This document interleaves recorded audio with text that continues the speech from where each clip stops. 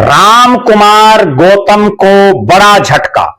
जी हां, अपने बयानों की वजह से पिछले कई सालों से लगातार चर्चा में राम कुमार गौतम बीजेपी में ही अलग थलग पड़ गए हैं।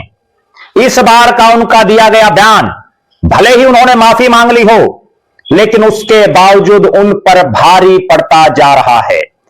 फिलहाल सफीदों से बीजेपी के विधायक राम कुमार गौतम पिछले काफी दिनों से ट्रेंडिंग में चल रहे हैं। 2019 में चौधरी देवीलाल के परिवार की पार्टी जेजेपी से विधायक बनकर के आए राम कुमार गौतम कुछ समय बाद ही अपने कई ऐसे शब्दों की वजह से लगातार ट्रेंडिंग में रहे, खूब वायरल रहे। सोशल मीडिया से लेकर के समाज के अलग अलग वर्गों, अलग अलग इलाकों में उनकी खूब चर्चा रही। जब उन्होंने दुष्यंत चौटाला को खोपर कहा हो, या जब उन्होंने सारा माल जीम गया जैसे शब्दों का इस्तेमाल किया, उसके बाद लगातार वो चर्चा में रहे। 5 साल खूब हाइप उनको मिली।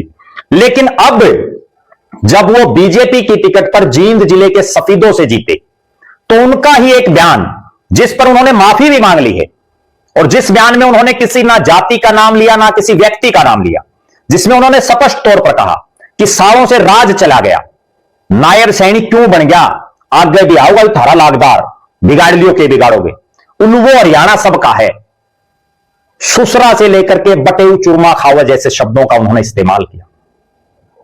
और उसके बाद पूरे हरियाणा प्रदेश में अलग अलग इलाकों में राम कुमार गौतम के खिलाफ जाट समाज से आने वाले लोग उठ खड़े हुए, और उसका परिणाम यह रहा कि बीजेपी में ही अलग थलग पड़ गए राम कुमार गौतम।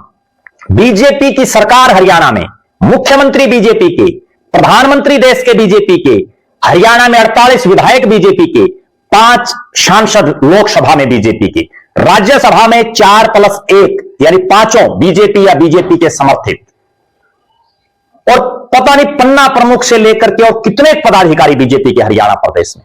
लेकिन राम कुमार गौतम के इन शब्दों पर उनका समर्थन करने वाला कोई नहीं दिखा, बिल्कुल अलग थलग पड़ गए हैं।